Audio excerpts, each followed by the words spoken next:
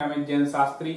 आज आप सभी को संस्कृत की जो भी आप प्रतियोगी परीक्षा देते हैं उसमें उपसर्ग जरूर पूछे जाते हैं। कोई भी गद्य आता है उसका भी कोई शब्द दे देते, उसमें से ही पूछते हैं कि इस शब्द में कौन सा उपसर्ग था। अनेक प्रकार से उपसर्ग और प्रत्यय पूछे जाते हैं।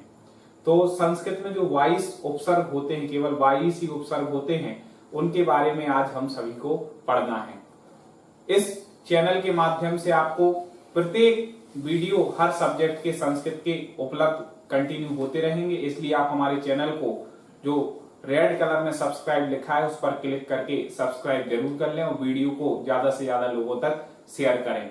तो मैं आपको बता दूं कि एक ऐसा सूत्र है जिसको आप पढ़ते ही साथ आपको सारे संस्कृत के 22 उपसर्ग एक बार में याद हो जाएंगे। फिर जब भी कोई शब्द होगा तो आप पहचान लेंगे कि ये उपसर्ग निकल रहा है कि नहीं, मतलब आपको आसान हो जाएगा उपसर्ग को किसी भी शब्द में से निकालना, पहचानना। तो चलिए वो सूत्र देखते हैं। पाणिनि जी का सूत्र है, आप सभी लोग भी उच्चारित करते जाएंगे तो आपको आसानी से याद हो जाएगा। बोर्ड पे भी लिखा है, कॉपी पेन से नोट कर सकते हैं। प्रा, परा, अप, सम, अनु, अव, निस, निर, दुस, दुर, बी, आंग, नी, अधि, अपि, अति, सु, उत, अभि, प्रति, परि, उप। ए बोर्ड पर ये सूत्र लिखा हुआ है, आप चाहे तो अपनी कॉपी में नोट कर लें।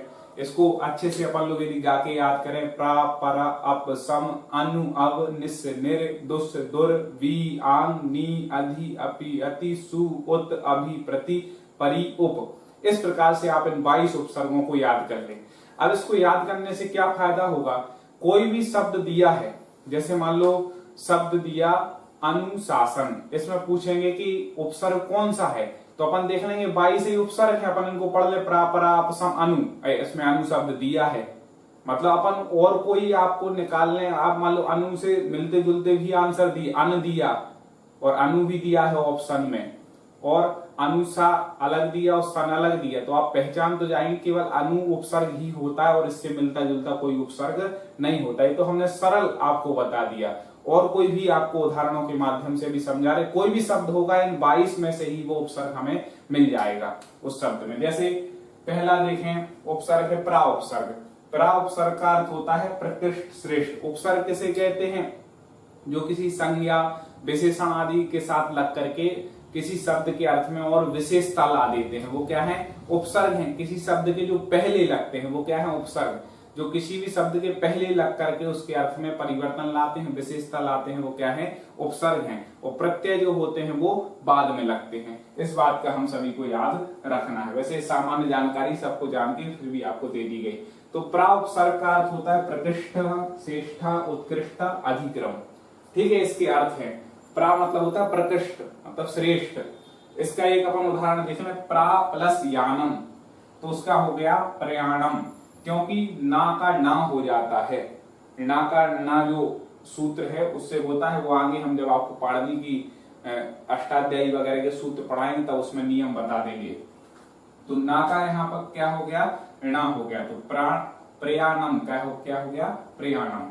प्रा, अब इसमें कोई प्रयाणम शब्द दिया, उसमें पूछे कौन सा उपसर्ग है, तो आप देखें उपसर्ग बीच में से निकालना, आगे देखना है। तो प्रिया तो कोई उपसर्ग होता नहीं, और लम शब्द का भी कोई अलग से अर्थ नहीं आ रहा है, तो आप समझ जाएंगे प्रा नाम का ही उपसर्ग होता है इसमें, इसलिए इसमें कौन सा उपसर्ग है, प्रिया उपसर्ग है।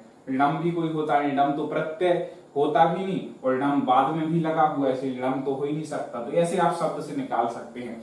दूसरा उपसर्ग है सम, तो इसका अर्थ होता है सुष्टु, सुष्टु रूपेण, सम्यक रूपेण। सम मतलब सम्यक रूप से, अच्छी तरह से।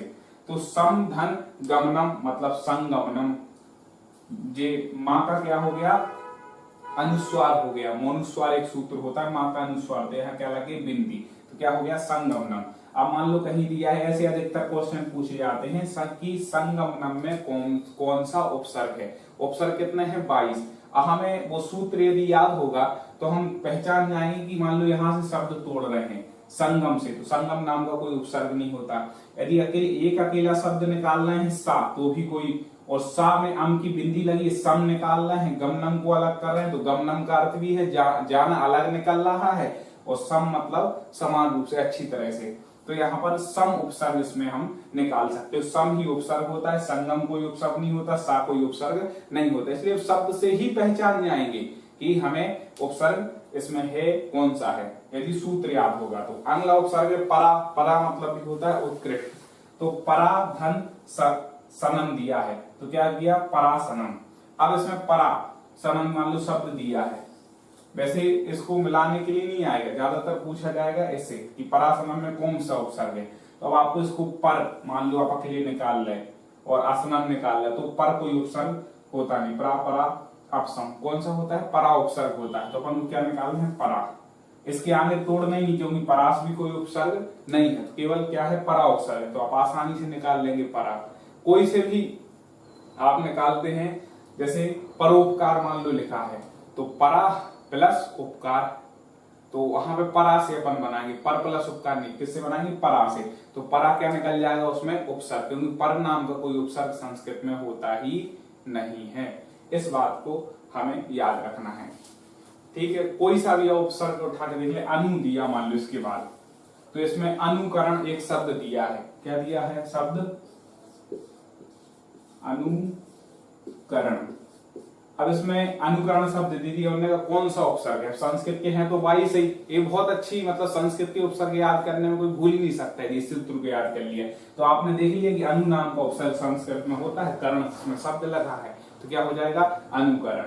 इसके बाद दिया अव, मान लो दिया उन्नति होता है, अवनति होता है, इसका उल्टा, तो अव प्लस नति, तो अव क्या हो जाएगा, उसमें उपसर्ग हो जाएगा, नति और शब्द हो गया, उसका मूल शब्द हो गया। निस, तो मान लो निश्चल दिया है, सा का सा भी हो जाता है, मान लो कहीं दिया है ऐसा निश्चल, इसमें कौन सा उपसर्ग है, तो आप देख लेंगे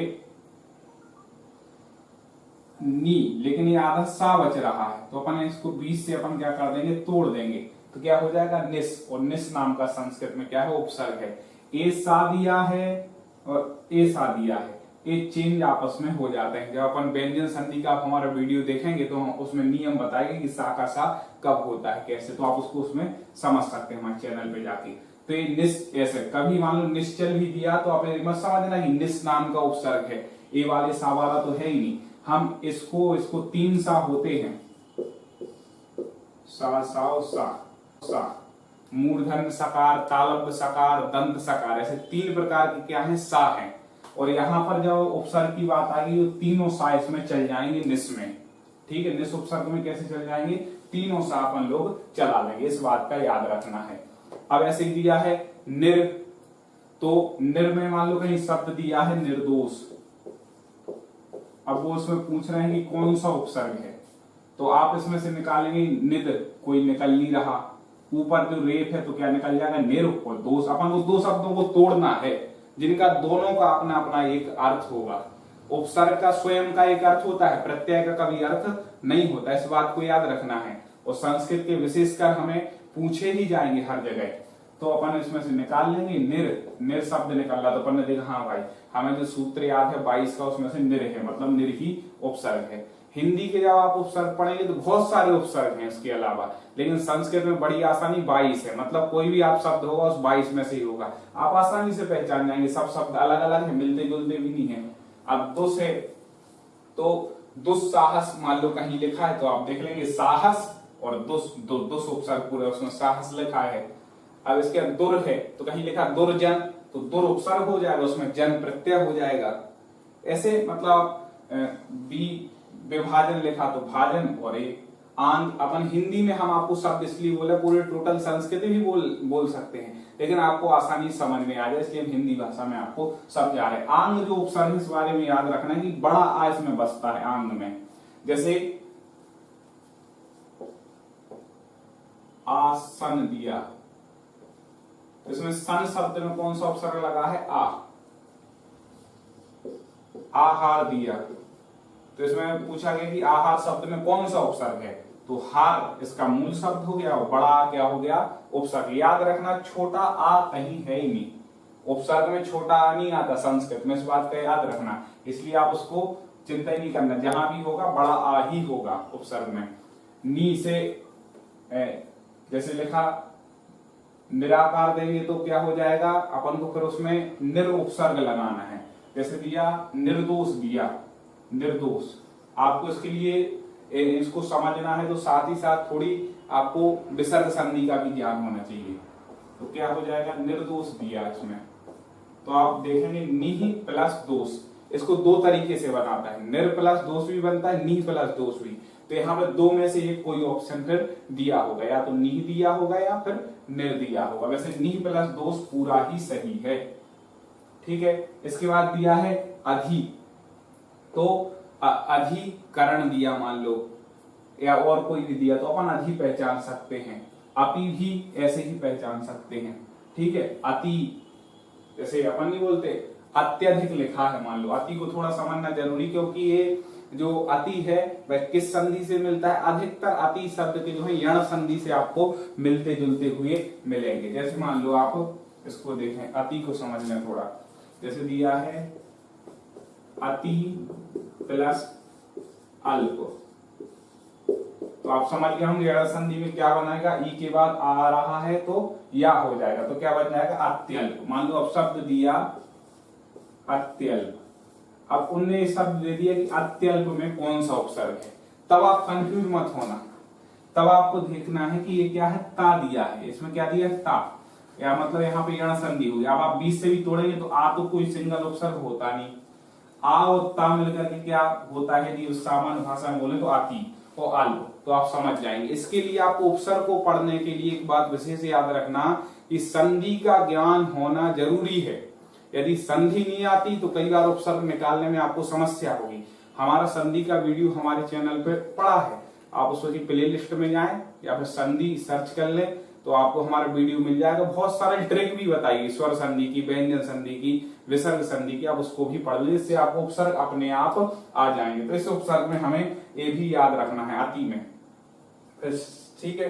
सु, ऐसी सु उपसर्ग में मान लो स्वागतम लिखा है तो सु प्लस आगतम, तो सु का यण संधि में उ का वा हो जाएगा, तो क्या हो जाएगा स्वागतम। पुनः बोल रहे हैं कि आप संधि पढ़ के इसको पढ़ेंगे तो बड़े आसानी से समझ में आ जाएगा। जैसे अभी, अभी दिया है तो इसमें अभिमान, तो अभी प्लस मान।